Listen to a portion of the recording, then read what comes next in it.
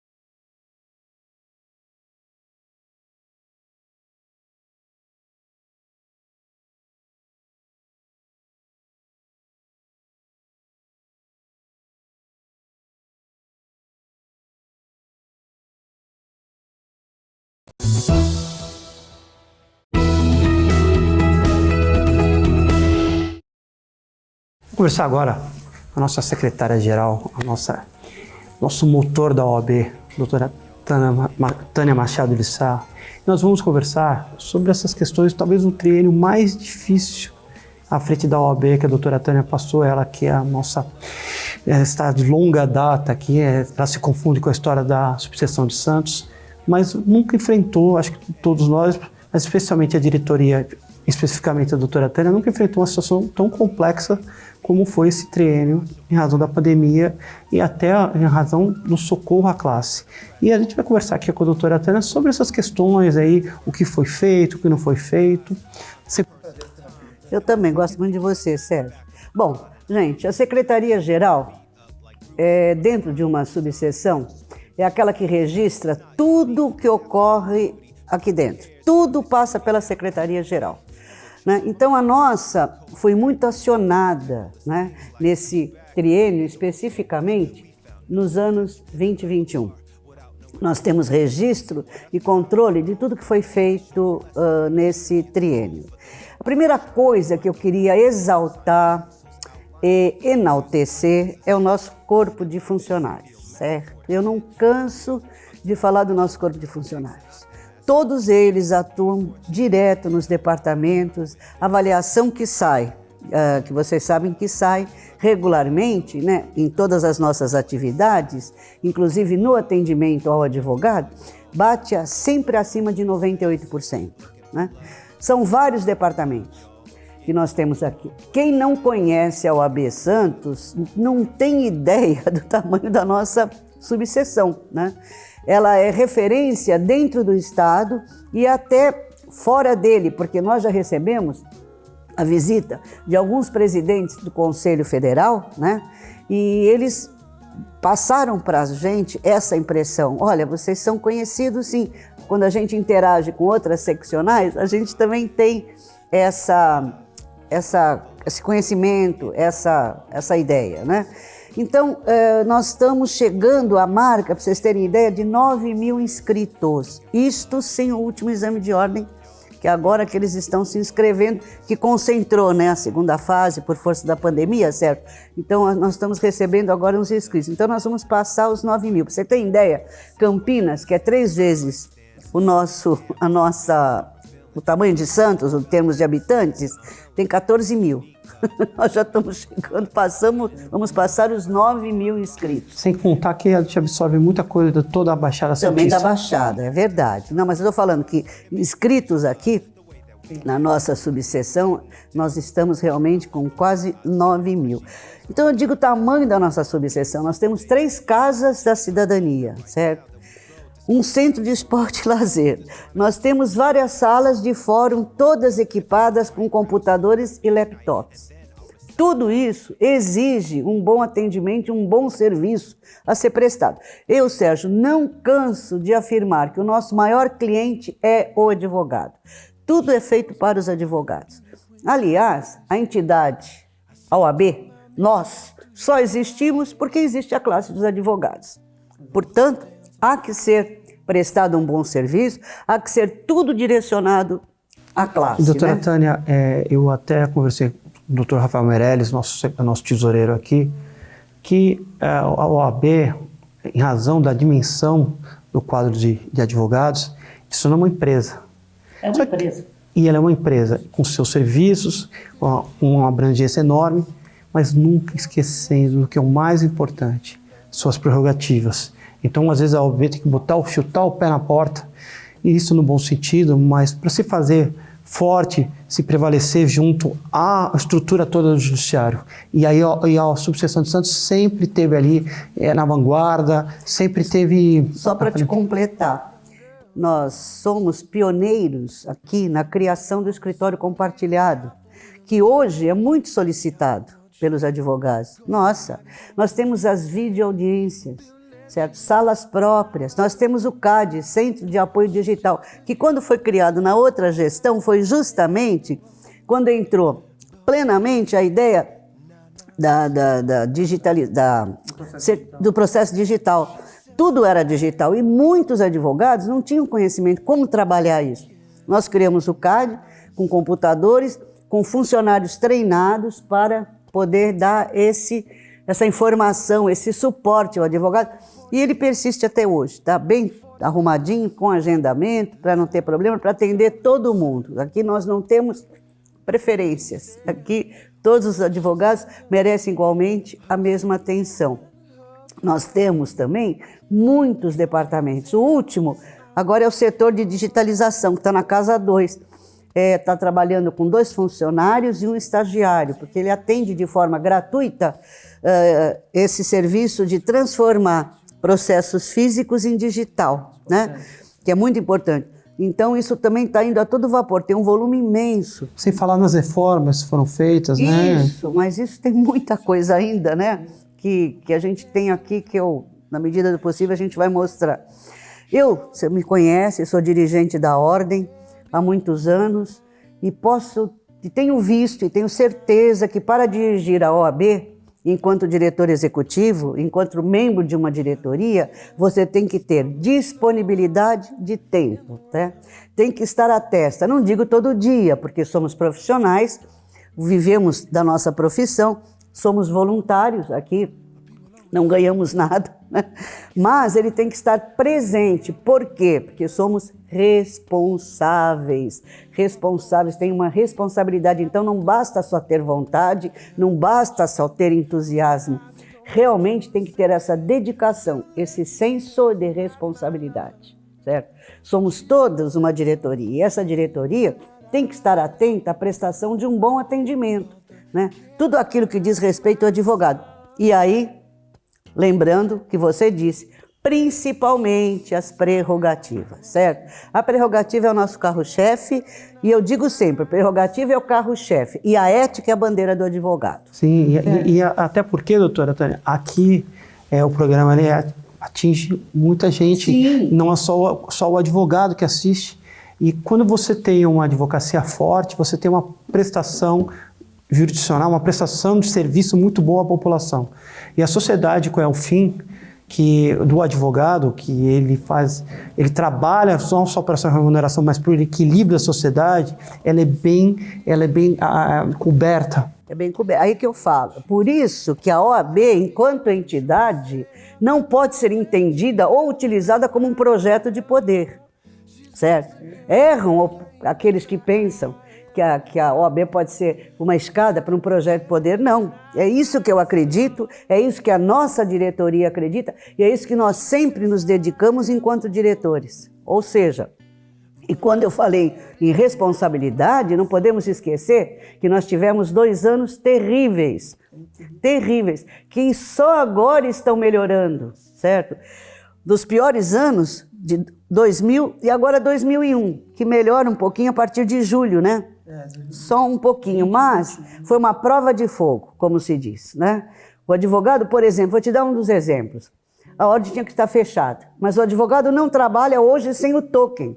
Aquele token, ele vai acessar tudo que ele precisa nesse processo digital. Hoje, se você não tiver token, você não trabalha, né?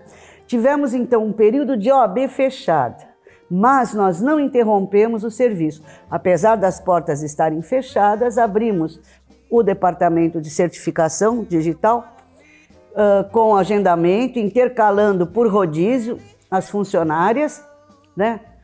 E atendemos, nesse período, mais de 900 certificados. 900, gente.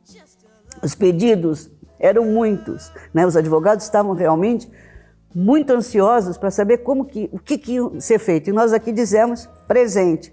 É a nossa obrigação. E é muito importante essa transição, a doutora Tânia, que acompanhou uma outra advocacia, uma outra OAB, onde o auxílio era completamente diferente e a entidade, porque a classe cresceu muito. Os problemas eram enormes antigamente, só que eram problemas mais pontuais e hoje é um problema que, até pela uma dificuldade da classe se manter, porque é verdade. É um assistencialismo, o que gera muito mais trabalho. E a OAB está preparada, ela está estruturada para isso. Então, hoje ela tem que estar estruturada. Vou te dar um outro exemplo. Nós tivemos aqui em Santos 2 lockdowns. Lockdown significa que ninguém sai de casa. Mas o advogado, ele precisa ir ao escritório, ele precisa trabalhar. As anotações estão tudo ali, nem todo advogado tem 2 computadores, um em casa e um no escritório. Não é assim. Não é assim. A gente sabe qual é a realidade. Mas a nossa diretoria, Maria Lúcia, o Julião, a nossa querida vice-presidente, o nosso presidente Julião, estiveram na prefeitura, conversaram e nós conseguimos que os advogados fossem aos seus escritórios, óbvio, dentro de todas as regras sanitárias, tudo certinho, mas abriu e o advogado pôde trabalhar, né? Isso implica, gente, aquilo que eu falei, responsabilidade para com a classe, né? A Comissão Executiva do Covid, que foi criada junto com as prerrogativas, foi uma enorme importância nessa fase. Os seus membros foram incansáveis, todos eles nos ajudaram por demais. Conseguimos pelas prerrogativas que os bancos que estavam fechados, né, atendessem, creditassem alvarás de levantamento dos honorários dos advogados, porque são verbas alimentares. Como é que o advogado ia ficar? Trabalha e não recebe, certo? Ele vive dos seus honorários, né? Então, nesse período, não foram poucos não, foram mais de 600 levantamentos num primeiro momento. E no auge da pandemia chegamos aos 900, num curto período. Doamos cestas básicas, certo, para aqueles advogados que precisavam, resguardando a privacidade desses, certo? A prerrogativa atendeu e respondeu de maio a junho de 2020, mais de 1.900 e-mails, para vocês terem ideia. Desaguava aqui. Óbvio que a gente redirecionava para onde precisava ser o atendimento, né? Estamos preparando toda uma relação estatística do movimento do triênio, né? E a OAB, sempre que possível, esteve presente. Gente, quando eu falo OAB, por favor, toda a nossa diretoria, Julião, Maria Lúcia, Tânia, Basile, Rafael, toda a nossa diretoria, porque é muito importante que toda uma diretoria tenha uma única voz, fale a mesma língua, trabalhe sempre como equipe, tá? Também nós tivemos uma imensa colaboração das nossas comissões, nos cursos, nas palestras, nas lives, né? E não podia deixar de mencionar a Comissão do Jovem Advogado, certo? Que realizou cursos de capacitação antes de nós não pudemos mais ter o atendimento presencial. Fizeram vários cursos de capacitação e agora estão retornando com outros cursos de capacitação para o jovem advogado. Mas, mesmo sem esses cursos presenciais, todas as dúvidas e questionamentos que esses jovens remetiam à comissão foram redirecionados e tiveram respostas. E, Sérgio, para finalizar, eu quero lembrar que quem vê esse lindo auditório aqui, né, para 200 lugares, super moderno, agora chega lá no 3º andar, muito lindo, que nós fizemos para os advogados e para os funcionários, assim, muito funcional, muito bonito. O 1º andar, que tem salas de comissões, diretoria, tudo isso foi essa equipe, esse grupo, essa diretoria que fez, certo? A gente sempre procurou atender da melhor maneira possível a classe, o Serginho. E, finalmente, a última novidade é que nós estamos enviando voluntários agora, estudantes de Direito, aos fóruns cíveis, por enquanto, e também agora as delegacias de polícia. Hoje falei lá com o seccional, a pedido lá da diretoria de uma das universidades, se era possível também para os jovens atenderem nas delegacias, porque a gente já tem na Mulher e no 7º.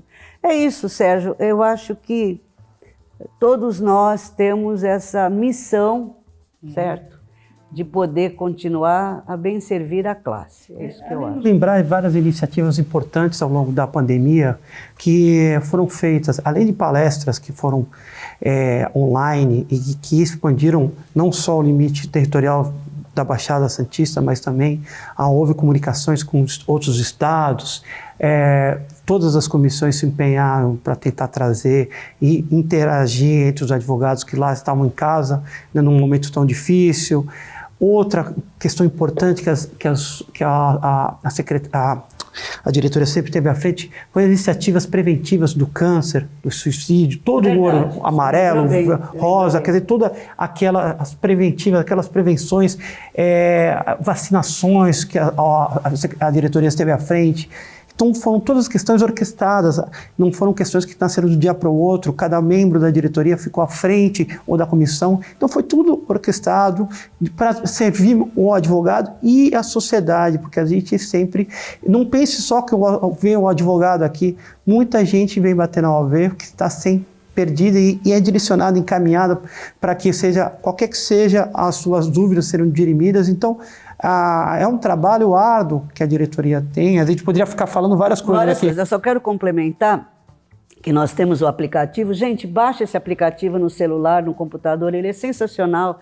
Vai lá no OAB Digital e baixa o aplicativo. Vocês têm convênios ótimos, você tem as prerrogativas. Hoje você chama ali, está num WhatsApp de prerrogativa. Você, não atendeu primeiro? Tem a sequência para te atender. Nós temos também convênios imensos de escolas, de academias, tem informações. Gente, esse aplicativo é tudo de bom que vocês precisam baixar e usar. Isso foi feito para vocês. E a gente está vendo que tem muito pouco acesso ainda, tá? Não deixem de olhar o nosso site, as notícias lá. Agora mesmo o Sérgio Marques, com o auxílio de um colega, o Yuri, ele fez um resumo de todas as modificações havidas no Código de Processo Civil.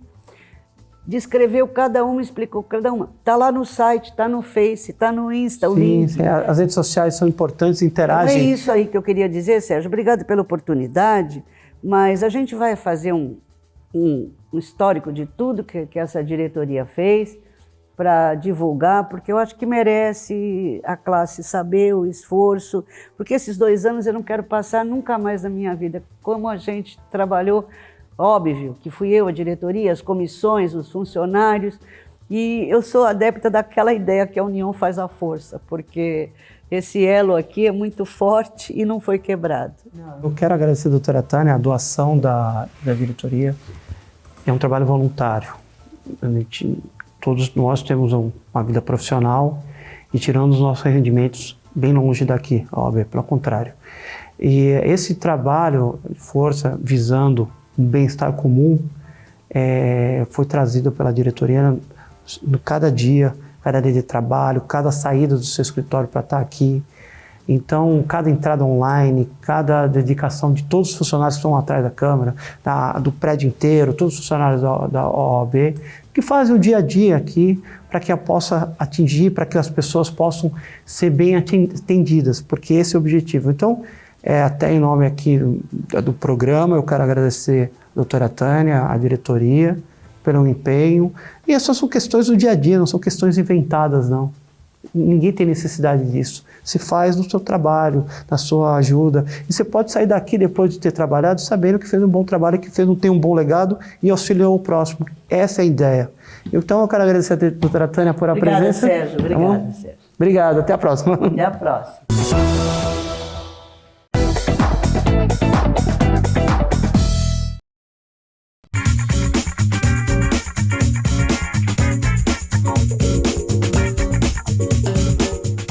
Colegas advogados e advogadas, estamos nesse momento realizando mais um convênio entre Brasil e Argentina para os nossos inscritos. É claro que temos os aspectos jurídicos que há suas diferenças. Posso citar uma delas que seria a mediação. Na Argentina, é obrigatória a tentativa de conciliação. Caso não exerça essa atividade, o processo sequer prossegue. Já no Brasil é um pouco diferente. As partes são convidadas a realizar a tentativa de conciliação. E o conciliador precisa passar por um processo seletivo, uma prova de admissão, senão não está aprovado para ser conciliador. Então essa troca de influências entre Brasil e Argentina demonstra que não há rivalidade entre os países. Isso fica só no esporte. Acredito que a cooperação entre a OAB Santos e o Colégio dos Advogados vai trazer muito conteúdo para os profissionais dos dois países. Eu deixo aqui o meu agradecimento e parabenizo a Comissão de Relações Internacionais da OAB Santos pelo belo trabalho e convênio realizado.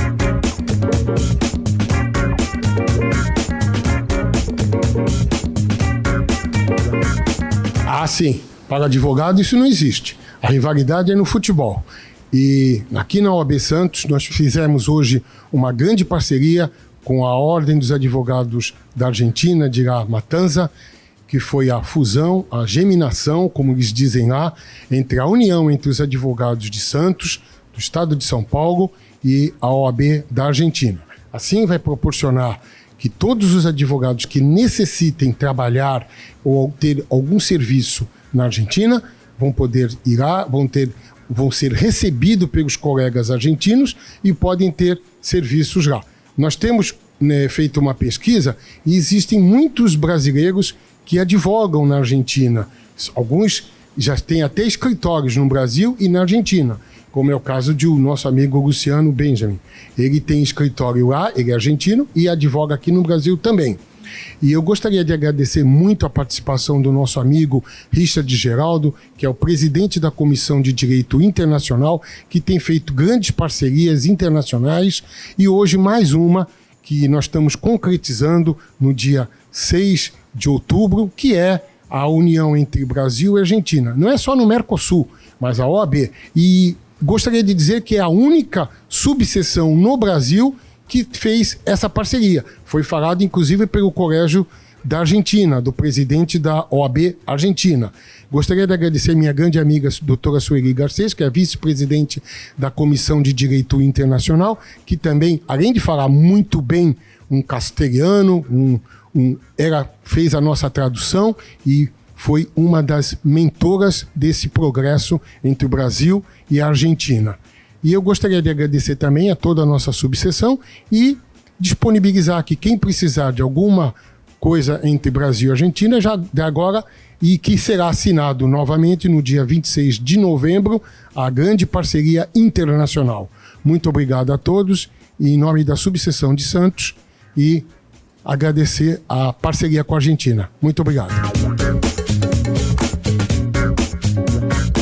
Atualmente, nós estamos com algumas restrições devido à Covid, mas o trabalho intenso da nossa Comissão de Direito Internacional durante toda a época da Covid até então fez estreitar os laços e, por fim, assinarmos essa geminação. Isso daí foi importante porque foi um período praticamente perdido, né? Esse tempo que todo mundo ficou sem fazer nada. Mas a Comissão de Direito Internacional sempre trabalhou. O Dr. Rich é um baluarte incansável. Eu digo a ele que ele é uma empresa sozinho, porque ele tem contatos com várias pessoas. O Dr. Daniel ajuda muita gente, né, dos Estados Unidos. E os nossos hermanos são muito bem-vindos. Queremos muito que eles venham pessoalmente, invitamos para que cheguem cá, e venham desfrutar da nossa cidade, do nosso país, ver de perto como aplicamos as leis e possivelmente eles podem ir ao fórum, fazer visitas, podem ir a todos os órgãos judiciais e conhecer também os nossos magistrados. Eu acho que vai ser muito bom todo tipo de contato que a gente tiver no futuro presencialmente. Por enquanto, a gente se propõe a ajudá-los também, a participar, aliás, e se tiver algum congresso, e também convidamos para que eles participem dos nossos. Essa união é muito importante. Somos vizinhos e somos hermanos e temos que sempre colocar isso em primeiro lugar. Viva Argentina, viva Brasil!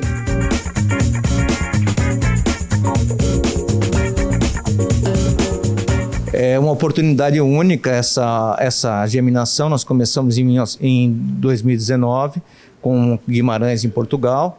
Depois fizemos agora recentemente com Assunção no Paraguai, com o colégio da Assunção no Colégio do Paraguai, e agora Calamatanza. É a primeira vez que uma ordem brasileira faz um acordo com os argentinos, né? E não vai proporcionar só para o advogado santista, mas para todos os advogados do Brasil, essa intermediação entre nós e os argentinos. Quer dizer, alguma dúvida, por exemplo, citação, qualquer coisa que tenha para advogado no Brasil como na Argentina, a gente vai poder tirar dúvida para os advogados. Então, com isso, aumenta a oportunidade de nós trabalharmos tanto na Argentina como eles trabalharem no Brasil. E às vezes você tem um caso, por exemplo, uma separação que tem alimentos, como é que eu vou fazer para citar na Argentina? Então, às vezes o advogado brasileiro tem uma dúvida e eles também têm alguma dúvida. Então nós vamos ter sempre seminários, entrevistas, lives entre o Brasil e a Argentina. Com isso vai proporcionar um grande aumento da atribuição entre as duas ordens.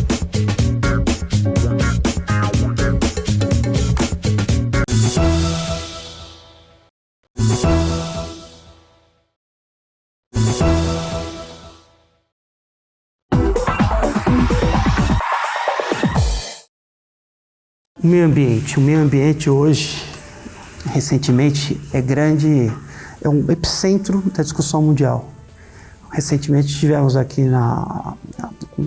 mais uma cúpula dos países que se encontraram na ONU e um debate estava sempre girando em torno do meio ambiente.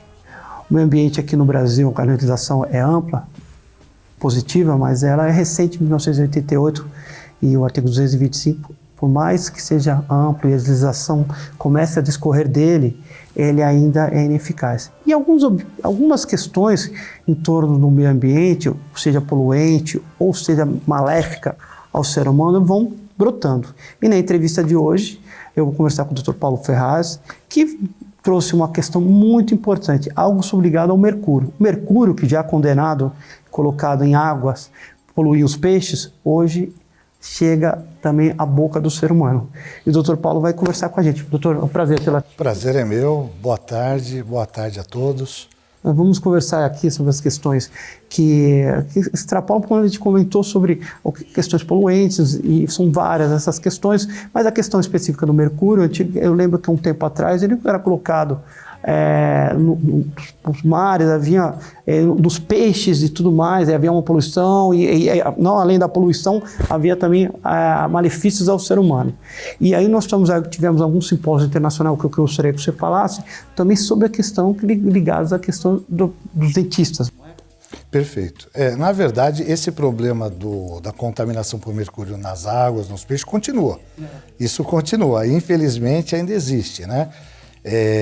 Esse produto, o mercúrio, ele é muito usado na indústria, né? Tinta, cosmético, fogos de artifício, né? Há uma infinidade de produtos, até remédio, né? Que já foi abolido, o mercúrio, o mertiolate, né? Que eram antissépticos que foram banidos, mas até pouco tempo atrás a gente usava, né? Então a indústria ainda usa muito, né? Mas a questão do amálgama dentário, né, é um problema que vem sendo levantado aqui no Brasil com muita força, né? Nós tivemos um seminário na Unifesp, um seminário internacional com o intuito de banir o amálgama dentário, que é composto 50% por mercúrio, 50% por prata, estanho, né? Para banir essa mistura, tirar o mercúrio, né? Em razão dos problemas que ele gera na saúde, tanto para o dentista quanto para o paciente. E a nossa introdução foi no sentido que ele provoca o meio ambiente. Embora a nossa entrevista, o foco seja a saúde. Mas se ele provoca tanta dano ao meio ambiente, E a ina é colocada, como o doutor colocou, ele se encontra em água, se encontra no dia a dia. Imagine o que ele é colocado na nossa boca. Então, a saúde. Eu não sei como os organismos internacionais veem isso, mas no Brasil parece que tem algum projeto de lei nesse sentido. Tem um projeto de lei, né, do deputado Carlos Henrique Gaguin, que é do DEM, e apoiado também pelo deputado Vicentinho, para banir o amálgama dentário aqui do Brasil, né, da sua utilização na odontologia, né? O mundo está preocupado com isso, né? Vários países já estão abolindo, países pobres até, Suriname, Nepal, né? Tem países ricos aí, União Europeia, os países escandinavos, né? Eles já estão banindo o mercúrio da área odontológica, né? Recentemente, em 2018, nós tivemos aprovada a Convenção de Minamata. Essa convenção, ela proibiu o mercúrio, e aí algumas críticas foram feitas porque ela deu prazos para banir o mercúrio de acordo com a utilização dele, né? Então, no aspecto da odontologia, a Convenção de Minamata, ela baniu, mas ela reconheceu que haveria uma dificuldade nos países pobres, então ela deixou para os países livremente estipular um prazo, vamos dizer assim. Isso está tudo ligado à economia, né? Quando eu falei do meio ambiente, era um paralelo com a saúde, o que você pode... Algo que é poluente, as águas, ele não devia ser aceito. Imagine algo que é... Então, a OMS tratar disso, você colocou bem, e dar o livre-arbítrio. Sim. E aí, essa é uma questão que você começa falando. Até que ponto a economia vai interferir? Ou vai? Por exemplo, nós estamos no mês de outubro. Outubro é o mês de prevenção ao câncer de mama. Nós tivemos prevenção ao câncer de próstata. E essa na verdade, um produto que entra no organismo e provoca câncer. Sim, sem dúvida, sem dúvida. Na verdade, quando você olha o custo para a saúde pública, você vê que banir o mercúrio talvez saia barato, né? Seja um bom investimento, né?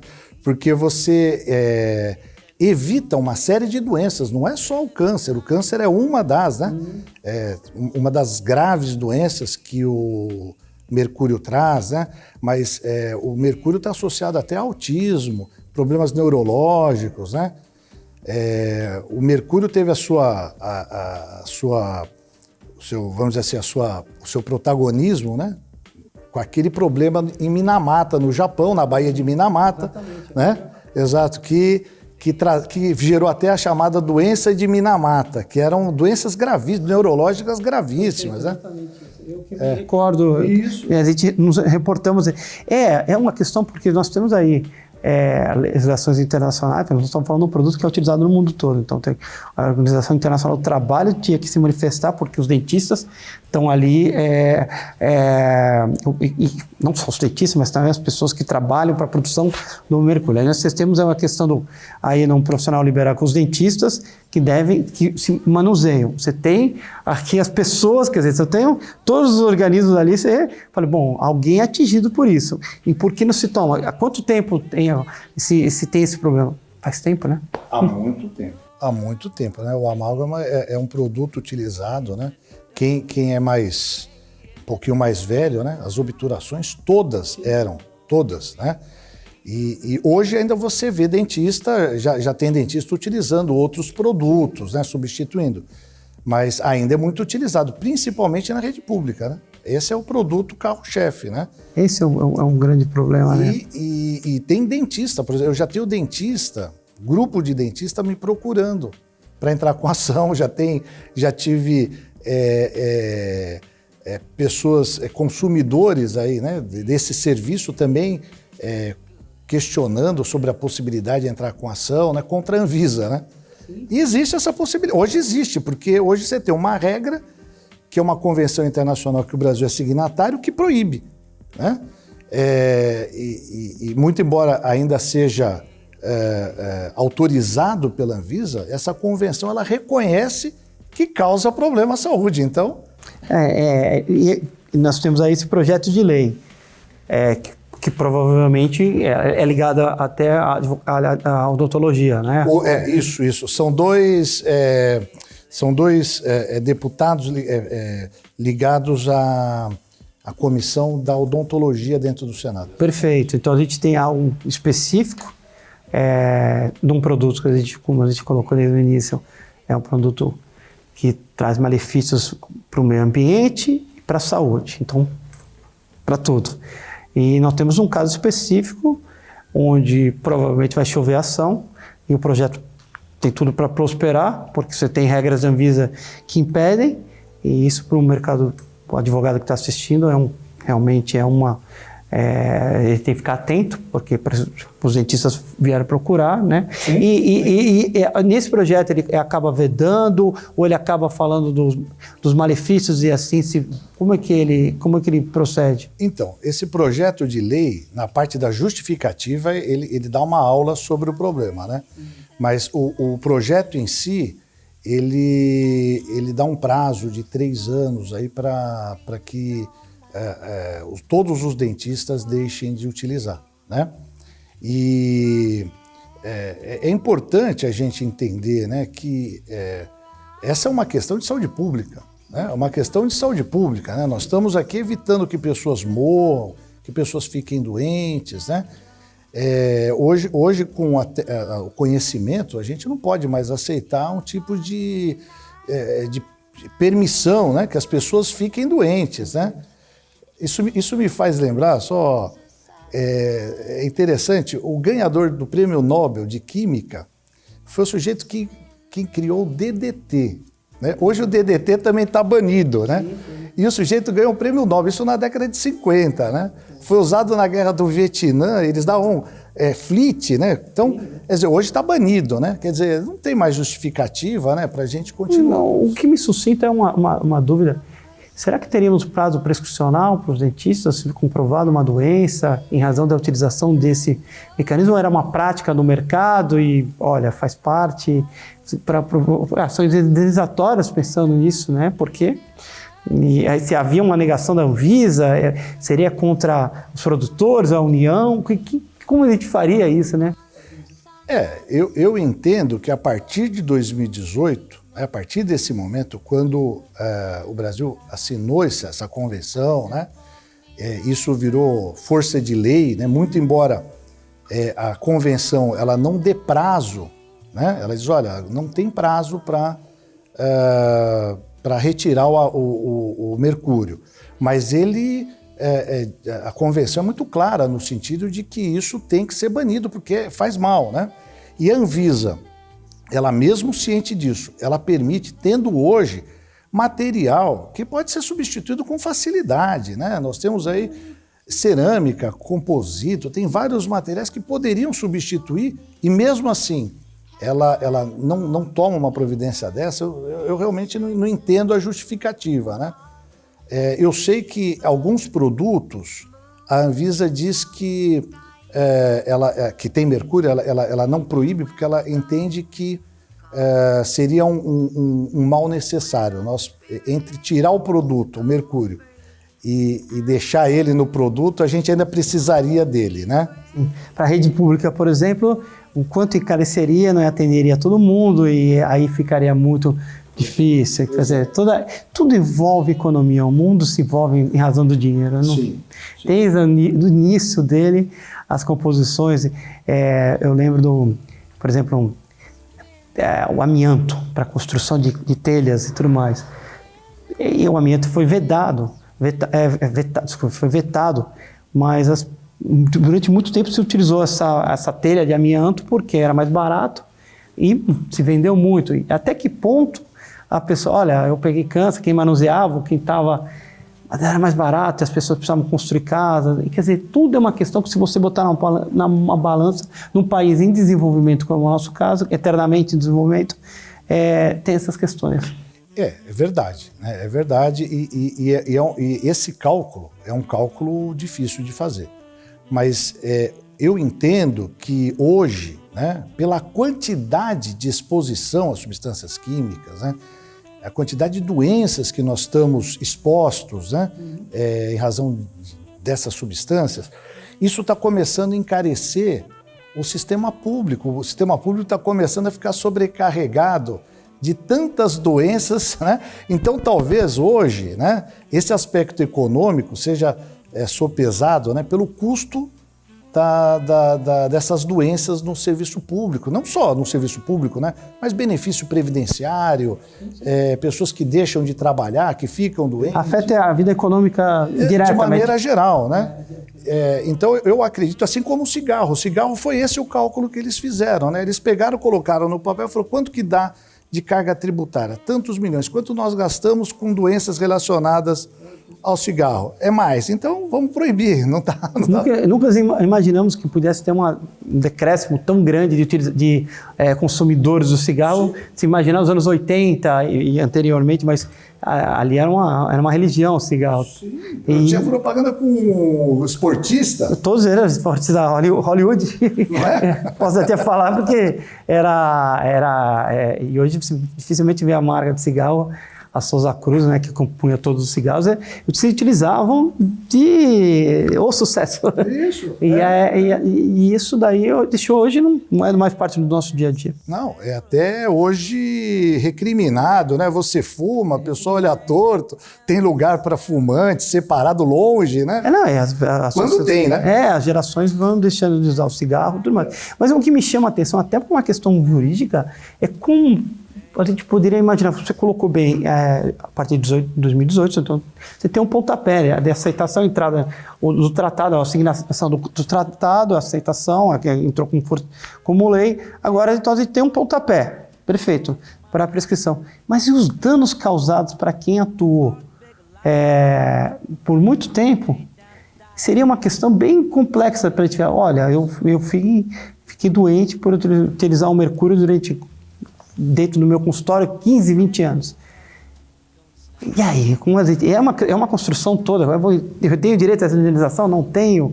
Olha, não tinha força, não tinha lei, mas o efeito foi feito em mim, e agora? Então, tudo... Realmente é uma tese aí que ainda não teve nenhum julgamento. Que eu conheça, não teve ainda nenhum julgamento nesse sentido. Mas, veja, eu acho que a partir do momento que a pessoa tem a doença, né? Eu vou até mais longe, a partir do momento que a pessoa está contaminada e ela tem ciência dessa contaminação, porque muita gente nem sabe que está contaminado. Acho que a maioria das pessoas, talvez agora com essa entrevista, as pessoas parem para refletir, mas muita gente nem imagina que pode ter esse produto no organismo, né? Então, como ele é bioacumulativo, ele não sai do organismo, esse produto ele tem algumas características químicas muito preocupantes. Ele é bioacumulativo, significa se você for contaminado, essa substância não sai. Ele é biomagnificante, significa que dentro da cadeia alimentar o homem é o último, então você vai somando o produto. Então, o peixinho comeu uma alga com mercúrio, se contaminou. O outro peixe comeu o peixinho, se contaminou. Foi para a mesa do consumidor, ele comeu peixe e se contaminou. E isso vai acumulando no organismo, né? E é um produto teratogênico, né? Quer dizer, altera o DNA da pessoa, né? Então são problemas aí que a gente até nem sabe, a medicina talvez ainda nem saiba todas as consequências desse, né? Então eu acho que a partir do momento até que ela está contaminada, talvez seja até o momento de contar o prazo, né? Talvez seja esse, né? Eu estou imaginando dessa maneira hoje. É uma questão complexa e como a gente conhece no Brasil, não só o Brasil, o ser humano é assim, mas o país nosso a gente conhece bem, as pessoas deixam acontecer as tragédias para depois tomar atitude. Como é algo que já acontece há muito tempo, mas tem vindo lei e informação sobre isso, as pessoas vão se conscientizar. E aí muda totalmente algo que era desconhecido para conhecido. E aí as pessoas fazem contas, vão se consultar, e aí você pode ter uma enxurrada realmente de ações. Por quê? Porque eu tenho conhecimento. Exatamente. Hoje isso daí acaba na internet, né? Se fosse antigamente você não saberia, eu fiquei doente, mas poderia ser e tal. Mas hoje, quando você tem a internet, você tem lei, você tem projeto, você já tem signatário de um tratado, você tem um projeto de lei específica, você tem conhecimento, bota lá no Google, já tem conhecimento, quer dizer, você forma um juízo de conhecimento da questão. E aí vai chover coisa. As consequências são mais fáceis de acontecer, né? Mais concretas, concordo com você. São mais concretas do que um abstrato. Olha, eu vi num filme, teve um filme até muito bom, lá para metade dos anos 90, com John Travolta, ele era um advogado, e a água estava contaminada por mercúrio, e eles não tinham ação ainda, porque a legislação americana você precisa de um caso e tudo mais.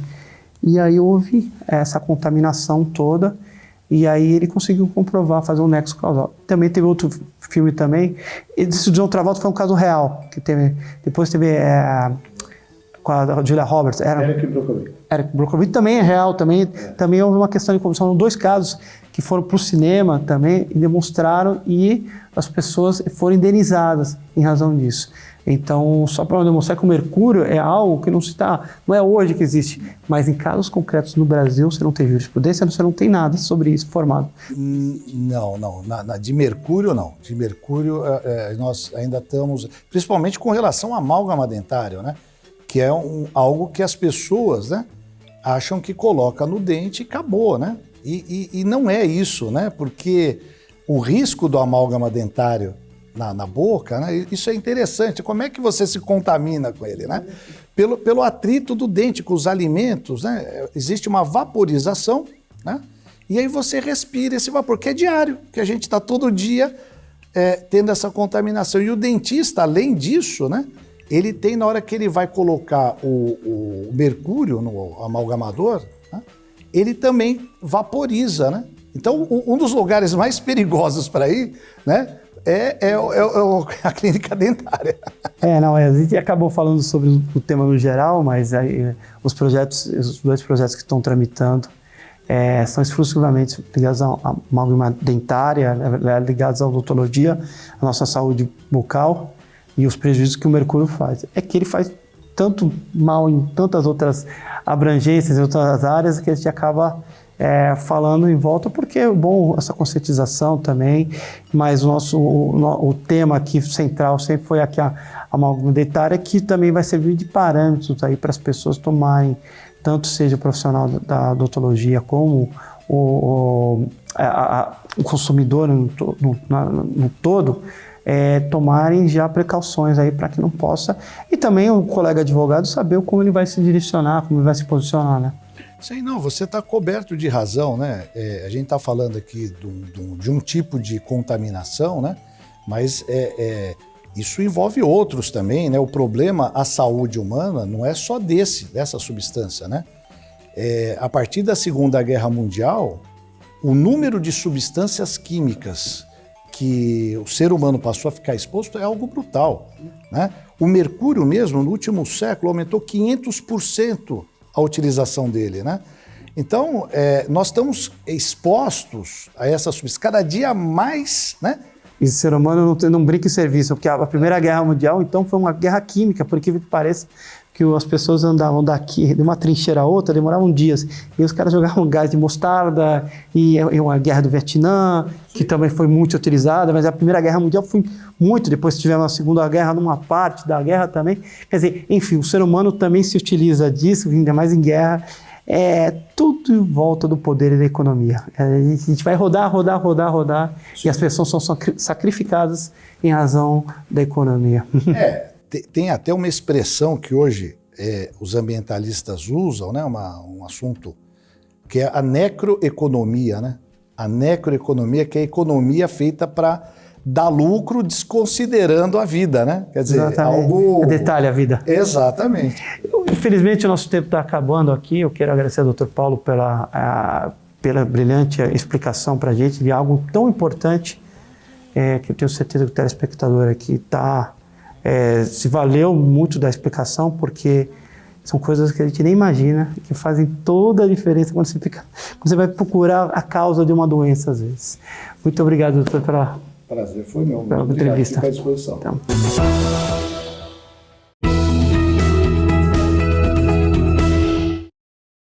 Vou conversar agora com a nossa vice-presidente, doutora Maria Lúcia Robalo, que sempre aqui vem nos informar questões importantes aqui, questões que, na verdade, de suma importância não só para os nossos colegas aqui, advogados, advogadas, mas também para a sociedade toda, né, doutora? Um prazer sempre aqui ter. Obrigada, Serginho, muito obrigada. É que nós entramos aqui no mês de outubro, né, e como a sociedade toda faz campanhas, a OAB, todos os anos, enquanto estamos aqui, enquanto estivemos, sempre colaboramos com as campanhas pela saúde. E esse mês é o Outubro Rosa, né? Então a OAB está programando uma série de eventos e reuniões para conscientizar as mulheres advogadas e até as mulheres em geral e os homens, porque existe até câncer de mama de homem, né? Acho que se dá o nome rosa porque a incidência maior é nas mulheres, mas é muito importante todos estarem atentos para essa doença que é silenciosa. Na né? verdade, essa campanha já acontece há alguns anos, né? Ela vem se repetindo, Sim. mas ela já ganhou uma aderência muito maior às mulheres, principalmente as mulheres, como você colocou, ela que atinge a mais, tem uma consciência maior para fazer exames e tudo mais, que antigamente se iniciavam. E hoje em dia ela é uma campanha bem importante, bem ativa, né? Bem, e é uma coisa assim que, inclusive, a gente tem conhecimento de colegas nossas que deixaram de fazer o exame por 1 ano e no ano seguinte, quando foram realizar o exame, já tinham um nódulo e era cancerígeno. Então é muito importante estar sempre atenta, todo ano fazer seus exames ou a cada 6 meses, que é para evitar os sustos, né? E poder tratar a tempo. Então, este ano, a partir do dia 13, todas as pessoas aqui que trabalham na OAB virão de rosa para alertar, né? Porque é uma forma das pessoas entrarem aqui e lembrarem, opa, vou fazer, né, o exame. Então, esse daí é uma das ações que a gente tem programado, né? Temos programado também reuniões com outras entidades da sociedade civil para podermos dar um corpo maior para a nossa campanha, né? Aliás, para a campanha mundial, onde nós pretendemos nos inserir e alertar as pessoas que são próximas de nós, né? A gente tem uma cartilha que foi feita pela nossa Comissão da Saúde, e a gente pretende divulgar também essa cartilha, porque é dos direitos das pessoas com câncer, é uma cartilha muito bem elaborada. Muito é uma forma boa. de interagir toda a sociedade, é uma cartilha que serve como um parâmetro para isso. Aliás, nós estamos aí nesse mês do Outubro Rosa, mas também não se limita apenas à questão cancerígena, né? Nós temos aí também, principalmente depois da pandemia, e a mulher, na verdade, tanto o homem quanto a mulher sofrem uma pressão profissional. A advocacia é uma profissão muito estressante, mas a mulher às vezes sofre um pouco mais, porque às vezes tem filho pequeno, a cobrança profissional, e aí também tem uma abordagem só sobre essas questões também, né? Sim, esse ano a gente vai abordar, além da saúde da mulher também, que não é só o câncer que mata, a pressão que nós sofremos também é muito, muito grande, e por um desempenho profissional cada vez melhor, e às vezes até questão de autoestima, que as mulheres acabam tendo uma estima rebaixada. Então a gente vai focar na saúde da mulher, programado pela Coordenadoria das Comissões da Saúde da Mulher Advogada da Baixada Santista e Vale do Ribeira, da Comissão de Diversidade Sexual da OAB São Paulo e nós aqui da OAB Santos, além da OAB São Paulo. Então, vai ser uma campanha bem abrangente e muito grande. É um tema importante porque a pandemia desregulou toda a sociedade, não só no Brasil como no mundo. E ficou muito mais difícil, nossos processos paralisaram, há uma necessidade muito grande de você produzir, de você receber, isso afeta toda uma autoestima e às vezes a mulher, além de que ela era esposa, que não acontece com o marido, mas ela tem a pressão de filhos pequenos e às vezes cobrança grande. Ela é a mãe e o pai da casa, né? Então a pressão é muito grande. A pandemia acabou afetando muito as mulheres que dependem delas mesmas para se sustentar e sustentar os filhos, e tudo isso vai minando a saúde da mulher, né? Então a gente quer focar nesse tema, que é para alertar as pessoas e poder ajudar, não é verdade? Porque as pessoas também relaxaram com seus exames, também deixaram de tomar vacinas, outras que não da Covid. Então tudo isso é muito importante. Então eu acho que essa evento da Ordem serve para isso, Serginho, para alertar, para trazer à tona tudo isso, né? Esses temas são importantes serem abordados e essas comissões, as comissões e os eventos desses reforçam o desequilíbrio na sociedade ainda machista, embora todo mundo foi afetado, tanto homens que tem que trazer o proveito também para casa, mas tem situações específicas onde a mulher também está assume tudo. Então é uma campanha regional, né? E do Vale do Ribeira. Então, eu acho que é muito importante. E reforça o tema. A gente está num centro assim relativamente evoluído, né? Mas a gente vai para o interior, pro Vale do Ribeira, tem algumas cidades assim muito pequenas, onde a saúde, afinal das contas, a atenção à saúde da mulher é precária, né? Sim. Então eu acho bastante importante. Esses temas são importantes, principalmente com relação ao câncer de mama e esse desequilíbrio, quer dizer, a OAB mais uma vez aí cumprindo sua função social. E a Brand absorve temas importantes, participa, e isso tem que ser bem relevante para todos, porque no fim você acaba trazendo um novo consentimento para a sociedade, e os exames vai ser intuitivo. Olha, eu tenho que fazer exame todo ano, e é uma coisa. Esse é o propósito. Esse é o objetivo, Serginho, esse é o objetivo. Quero te agradecer pela presença. É isso, obrigada. E não deixem aqui as mulheres de se inscrever e marcarem as suas consultas. E acessem aí o site da OAB, que tem diretivas aí para poder trazer essas informações importantes. Tá bom? Obrigado, Mariana. Obrigada.